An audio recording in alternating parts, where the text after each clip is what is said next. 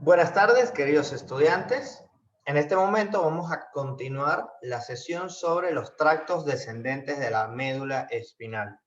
Simplemente coloco este esquema de la vía piramidal para recordarles que existen neuronas motoras superiores en la corteza cerebral y neuronas motoras inferiores en el asta anterior de la médula espinal. Algo muy importante que debemos tener presente es que existe musculatura de tipo flexora y musculatura de tipo extensora. Entonces, hay neuronas motoras inferiores o motoneuronas inferiores del asta anterior de la médula espinal que son destinadas a músculos flexores. Entonces, diremos que estas neuronas motoras son flexoras. De igual forma, van a haber neuronas motoras inferiores destinadas a músculos extensores. Entonces, esto es importante tenerlo en cuenta. En este esquema, podemos apreciar la organización somatotópica de las neuronas del asta anterior de la médula espinal. Ya veíamos cómo había una organización somatotópica en el tracto de Gracili cuneatus y en el sistema anterolateral, ¿sí? De estos axones. Uno de las extremidades inferiores, del tronco, de las extremidades superiores y el cuello. Este principio también se cumple, o sea, siempre va a haber una organización muy, digamos, regular o un patrón estructural sobre las neuronas motoras del asta anterior, de la médula espinal. Entonces, las neuronas motoras inferiores que estén más mediales se van a destinar a controlar músculos mediales, como los que están presentes en nuestro tórax. Y mientras más nos vayamos alejando, mientras más lateral estemos, más distales van a ser los músculos que van a controlar estas neuronas motoras. Entonces, pues, ocurre este patrón, ¿sí? La vía córtico-espinal lateral estimula a las neuronas motoras más laterales, mientras que la vía córtico-espinal anterior o medial estimula a las neuronas motoras mediales. Este patrón organizativo también se cumple para neuronas motoras extensoras y neuronas motoras flexoras. ¿A qué me refiero con esto?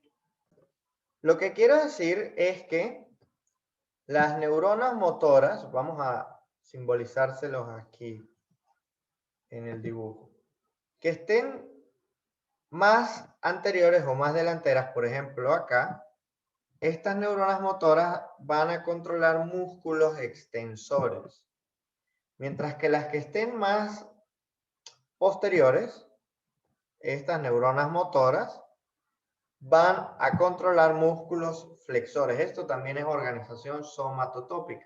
Entonces aquí tendríamos neuronas motoras dedicadas a músculos extensores por delante y por detrás destinadas a músculos flexores.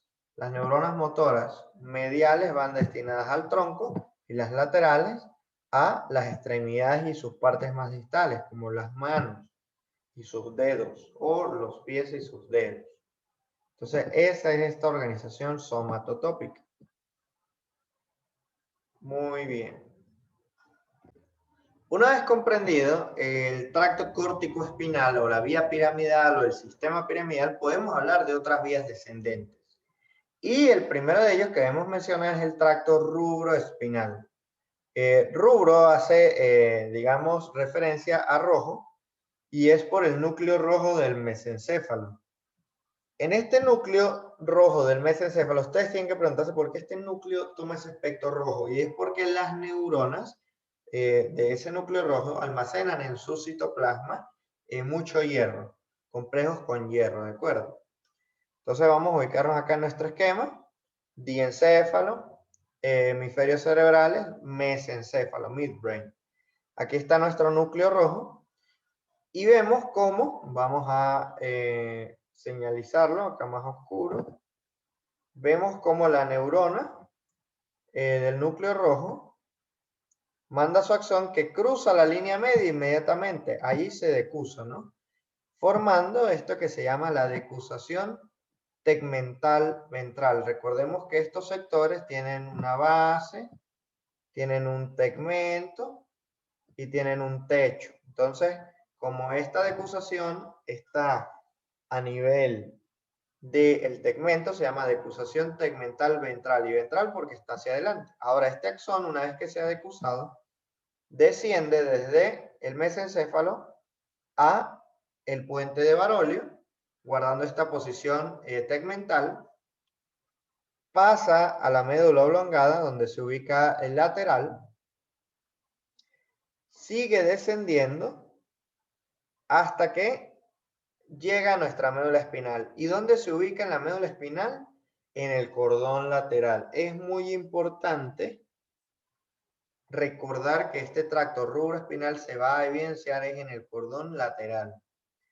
Y sinapta con neuronas motoras del asta anterior de la médula espinal. Pero ya sabemos que hay neuronas motoras inferiores flexoras y otras que son extensoras. Bueno, en el caso del tracto rubroespinal se facilitan o se estimulan o se excitan neuronas motoras flexoras. Entonces, ¿para qué nos sirve este tracto rubroespinal? Bueno, simplemente nos permite afinar, vamos a señalarlo acá, el movimiento que es iniciado por el tracto piramidal. Pero hay algo importante que recordar acá, y es que el tracto o la vía piramidal, vamos a simbolizarla en negro, aquí está nuestra neurona piramidal, manda su axón que desciende, y recordemos que esta vía piramidal se cruza a nivel de la médula oblongada, ¿sí? Pero durante su trayecto da colaterales. Y estas colaterales van a inhibir, perdón aquí, vamos a colocar un símbolo negativo, inhiben al tracto rubroespinal, lo mantienen apagadito, ¿sí? O sea, el que predomina es la vía piramidal, que es excitatoria. ¿Qué pasaría si yo quito o lesiono a la vía piramidal? Si yo lesiono la vía piramidal, voy a perder este efecto inhibitorio que ella tiene sobre mi núcleo rojo y sobre el tracto rubroespinal. Entonces, si el tracto rubroespinal no es inhibido, sino que queda todo el tiempo activo, digamos que está hiperestimulado porque, o hiperexcitado porque no tiene quien lo inhiba, constantemente el tracto rubroespinal va a estar actuando sobre neuronas motoras, excitándolas, pero estas son flexoras. Entonces el individuo va a tomar una postura que es en flexión. ¿Por qué? Porque el tracto rubroespinal lo que estimula principalmente es la flexión. Entonces el individuo toma una postura en flexión forzada. Es una rigidez, ¿no? Entonces es importante pues que el tracto o la vía piramidal esté indemne, sin daño, para que pueda inhibir correctamente al tracto rubroespinal y haya un balance entre la flexión y la extensión. Pero si el tracto rubroespinal está solito y no está inhibido, de alguna manera, digamos que su hiperactividad, porque no hay quien lo contrarregule, va a causar que nos pongamos en flexión. Muy bien. Eso es lo relacionado a nuestro tracto rubroespinal. Ahora conversemos sobre otros tractos descendentes, los tractos vestíbulo-espinales. Entonces existe un vestíbulo espinal lateral y un vestíbulo espinal medial. Ambos se originan en núcleos vestibulares con destino a la médula espinal. Entonces vamos a estudiar uno a uno de ellos. Lo primero que debemos tomar en consideración con estos tractos, sobre todo con el vestíbulo espinal lateral, es que la vía piramidal, que ya hemos estudiado, manda su axón, desciende, inhibe al núcleo rojo y así el tracto rubroespinal, pero también va a inhibir durante su descenso a el núcleo vestibular lateral que origina el tracto vestíbulo espinal lateral. Este núcleo está en el puente de Barolio. Y luego este axón sigue, llega a la médula espinal, se decusa y forma el resto de la vía piramidal. Pero en estos dos sectores hay inhibición, ¿ok? Entonces se inhibe el predominio flexor del tracto rubroespinal y se inhibe también el predominio extensor de el tracto vestíbulo espinal lateral. Entonces, ¿qué quiere decir esto? Es que siempre va a haber un balance entre la flexión y la extensión. Fíjense, el tracto vestíbulo espinal lateral, ¿qué hace? Facilita neuronas motoras extensoras. O sea, hay un tracto destinado a neuronas motoras flexoras, que es el rubro espinal, y uno para extensoras, que es el vestíbulo espinal lateral. ¿Qué nos permite este tracto vestíbulo espinal lateral? La conservación de la postura erguida, mantenernos en dos pies y no desplomarnos ante la gravedad. O sea, estimula musculatura antigravitatoria, extensora. Para que se entienda mejor, aquí tenemos nuestro núcleo rojo. Vamos a ponerlo en rojo, ¿sí? Estos son nuestros núcleos rojos del mesencéfalo. Y pueden haber lesiones que se den por arriba del núcleo rojo, y si hay lesiones por arriba del núcleo rojo, vamos a tener que el núcleo rojo queda hiperactivo y la posición final va a ser en flexión. Eso ya lo aprendimos. Pero puede ser también que existan que existan lesiones a nivel del núcleo rojo, no arriba de él, sino justo en el núcleo rojo o por debajo del núcleo rojo. Cuando se lesiona el núcleo rojo, específicamente, este núcleo rojo también tiene la capacidad de inhibir al núcleo vestíbulo espinal lateral. Entonces, si se pierde el núcleo rojo por una lesión en él, no hay quien inhiba al núcleo vestíbulo espinal lateral. De tal forma que el núcleo vestíbulo espinal lateral queda hiperactivo. Cuando este núcleo queda hiperactivo, fíjense cómo desciende la vía vestíbulo espinal lateral, que se manifiesta preferencialmente a nivel de el cordón anterior de la médula espinal, para estimular ¿a quién? A neuronas motoras extensoras. ¿Para qué yo hago este ejemplo? Y es que, bueno, si el núcleo rojo está dañado, no hay quien estimule a las neuronas flexoras, recuerdo. Y si no hay quien estimule a las neuronas flexoras y tenemos al núcleo vestíbulo espinal lateral bien, sin ningún daño, pues él estimula neuronas motoras extensoras. Entonces, la postura, en vez de ser de flexión, va a ser en extensión. Entonces, claro, estas son lesiones, ¿no? Hay pacientes que cuando uno las explora desde el punto de vista clínico y les induce algún estímulo doloroso, por ejemplo, si yo presiono la uña con mucho esfuerzo, pues voy a causar dolor. Y en algunos pacientes, por supuesto, con alteraciones del tracto piramidal o del núcleo rojo, ellos pueden, después de un estímulo doloroso, tomar posturas en flexión o posturas en extensión. Entonces, tú tienes que entender que estas posturas en flexión o en extensión tienen una base neuroanatómica. Entonces, la postura en flexión se da cuando hay lesiones sobre el núcleo rojo. Cuando se daña el núcleo rojo, más bien vamos a tener posturas en extensión. Ok. Ahora vamos a estudiar al tracto vestíbulo espinal medial. El tracto vestíbulo espinal medial se origina a nivel de la médula oblongada. Entonces, miren, el lateral está en el puente de Barolio y el medial va a estar en la médula oblongada, en los núcleos vestibulares mediales. sus axones pasan por la línea media a través de toda el área tegmental, bajan, ingresan a la médula espinal por el cordón anterior y estimulan a neuronas motoras del asta anterior de la médula espinal.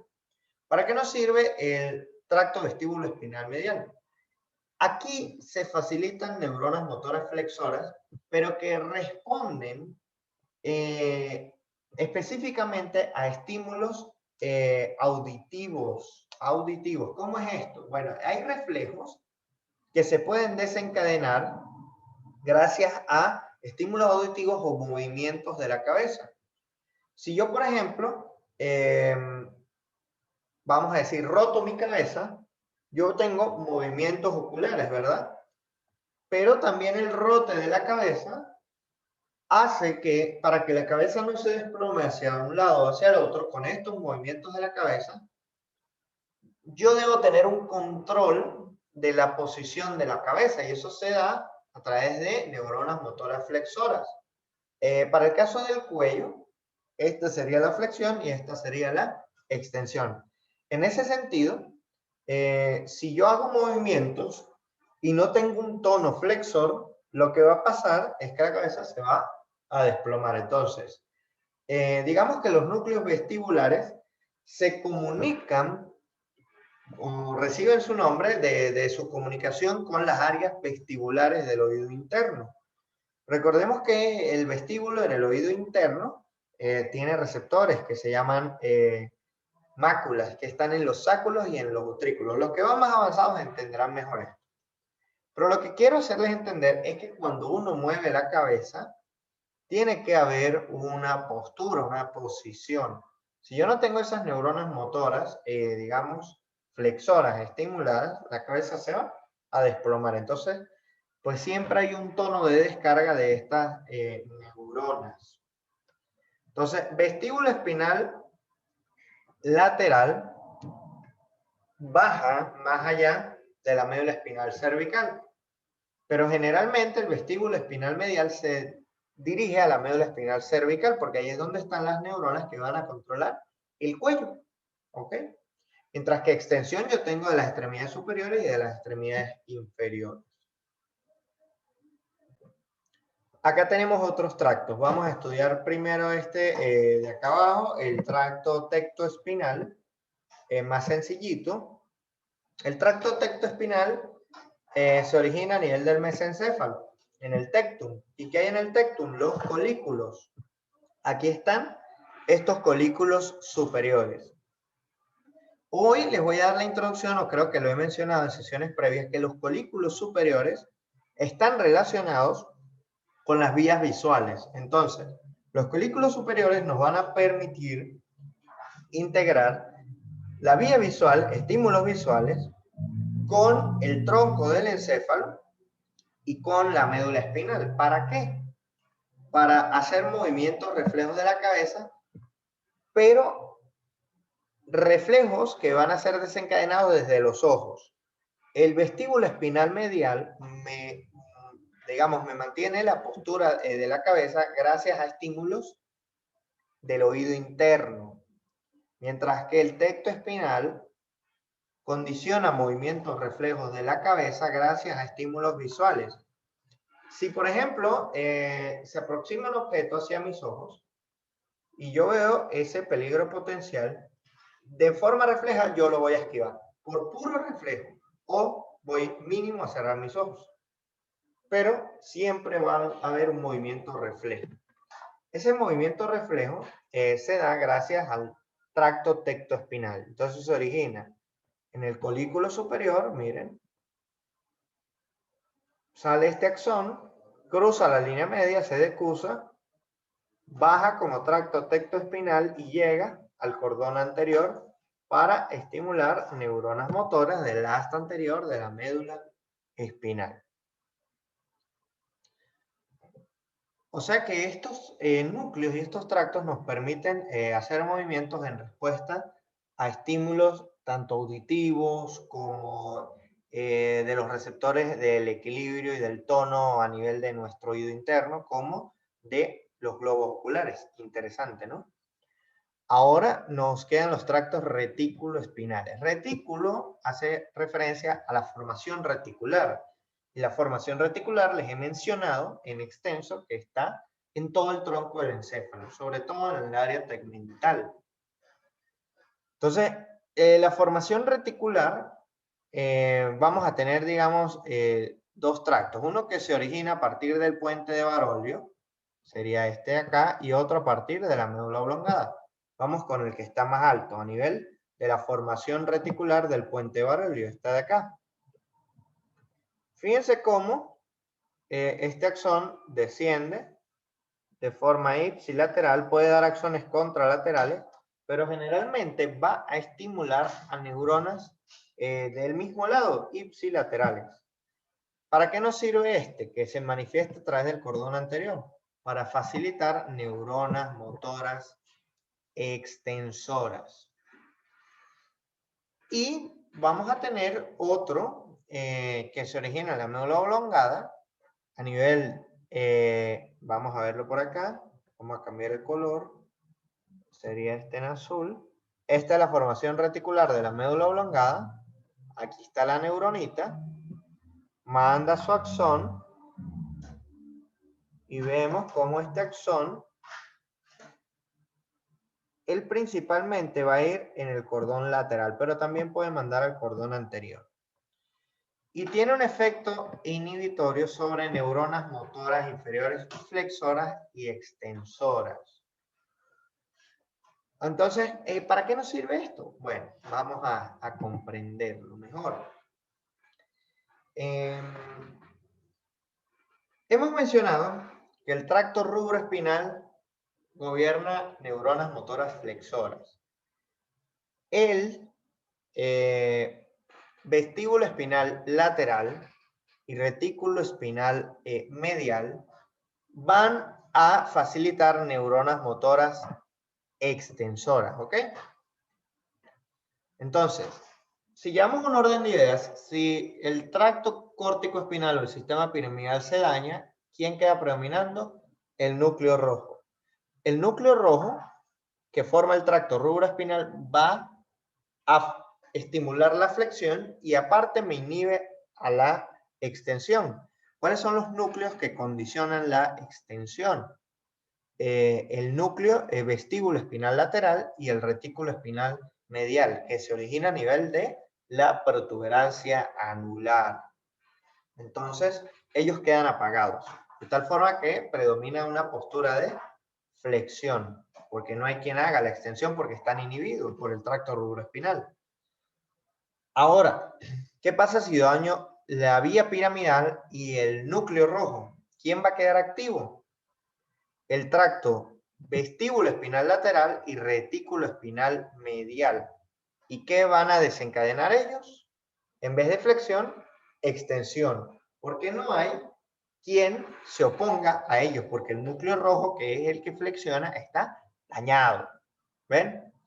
Ahora ustedes se preguntarán, ¿qué pasa entonces si yo daño la vía piramidal, el núcleo rojo, que es flexor, el vestíbulo espinal lateral y el retículo espinal medial, que son extensores? O sea, si yo daño los flexores y los extensores, ¿quién va a predominar?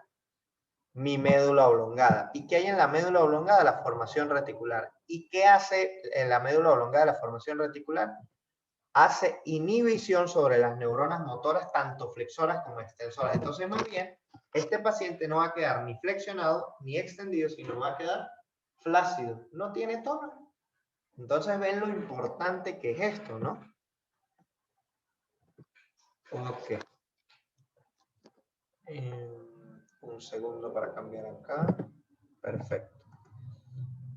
Entonces, bueno, ya les he mencionado previamente que las neuronas extensoras son más rostrales o anteriores y las flexoras son más dorsales o posteriores. Lo más medial controla el tronco, la postura, digamos, extensora mantiene nuestra postura erguida y lo más distal, pues, se dedica a los movimientos finos, los refinados. De tal forma que el tracto corticoespinal lateral es el que termina principalmente en músculos distales, flexores y extensores. para los movimientos refinados. Pero ¿qué tractos terminan principalmente en la parte medial? También tenemos el córtico espinal medial, pero ya vemos que ahí me llega el vestíbulo espinal lateral, el retículo espinal medial para controlar tono, postura y regular músculos extensores.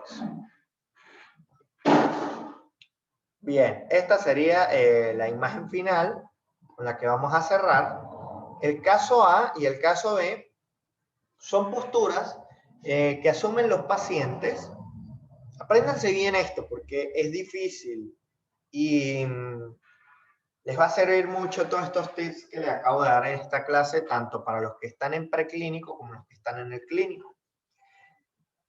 Después de eventos traumáticos, traumatismos encefalocranianos, un paciente que le hayan disparado en la cabeza o que le hayan enterrado un cuchillo o que, bueno, tenga alteraciones osmóticas o que haya sufrido, lo más frecuente, un accidente de tránsito o una caída, ellos normalmente van a llegar con disminución del nivel de conciencia. Una escala de coma de Glasgow menos de 15 puntos. Puede ser de 13, de 8, de 7, dependiendo, ¿no? Entonces asuma que le llega este paciente, ¿no? Después de un accidente de tránsito y usted le habla y le dice, señor, señor. Y el señor no despierta, está en coma. Entonces usted tiene que evaluar el coma de ese paciente. Y para hacer la evaluación de la escala de coma de Glasgow, usted pues evalúa 3 parámetros.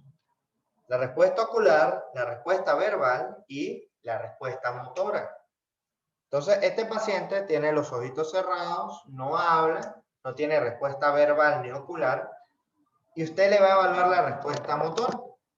Entonces, voluntariamente, pues él está en coma, ¿no? Él no va a tener una respuesta motora voluntaria, no le va a obedecer sus órdenes. Usted le dice, levante el brazo y él no lo va a levantar. Entonces, ¿qué va a pasar aquí? Que usted va a pasar en algún punto del examen a aplicarle un estímulo doloroso. Los que están más avanzados, pues en semiología y ya en clínica, saben los sitios más apropiados para causar estos estímulos dolorosos. Y puede ser que el paciente adopte o no estas posturas, pero si las adopta, usted tiene que saberlas detectar. Si el paciente adopta la postura del caso A, miren, con las extremidades superiores en flexión, yo sé que la lesión está por arriba del núcleo rojo. Qué bonito, ¿verdad? Entonces, en vez de ponerme a buscar del mesencéfalo hacia abajo, yo me voy a poner a buscar del mesencéfalo hacia arriba por pura clínica. Qué bello. Pero más bien, si el paciente está, como en el caso B, en hiperextensión, yo me voy a colocar, es a buscar lesión del núcleo rojo o debajo del núcleo rojo, a nivel del tronco del encéfalo. Porque esta es una postura flexora normal y esta es una postura extensora anormal que puede aparecer después de aplicar un estímulo doloroso. Esta primera postura flexora le vamos a llamar postura de, vamos a escribírselo aquí para que nunca se les olvide, postura de decorticación. Así repetidísimo. ¿Ven? Postura de decorticación. O sea, no se pueden olvidar. Se las enseñé, ¿no? Entonces, en la decorticación, pues tenemos que la corteza cerebral no se puede comunicar más con el núcleo rojo y el paciente adopta esta postura en flexión. En el caso B, se llama postura de descerebración.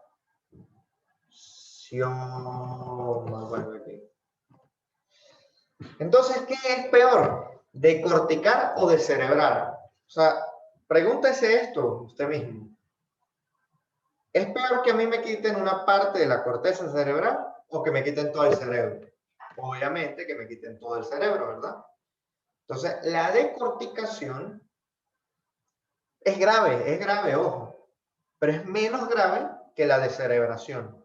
Si usted ve a un paciente con postura de decorticación en flexión, es porque su núcleo rojo está funcionando, está trabajando, y hemos perdido el efecto inhibitorio de la vía piramidal. Pero si ve a un paciente en descerebración, tiene que pensar que la vía piramidal no sirve y que probablemente el núcleo rojo tampoco sirva. ¿Y quién está actuando ahí? El vestíbulo espinal lateral y el retículo espinal medial. Entonces usted encuentra al paciente hiperextendido. Obviamente está en coma y si usted no resuelve lo que le ocurre a ese paciente en breves minutos, seguro fallece. Entonces apréndanse esto porque traumatizados, politraumatizados, accidentes de tránsito, ahora es que van a ver en medicina y aún sin ser médicos. Bueno, con esto hemos terminado las vías descendentes de la médula espinal. Espero que hayan aprendido algo nuevo. Para los que están viendo neurofisiología, esto les sirve muchísimo. Y bueno, me despido por ahora. Muchas gracias, un abrazo. Feliz tarde para ustedes.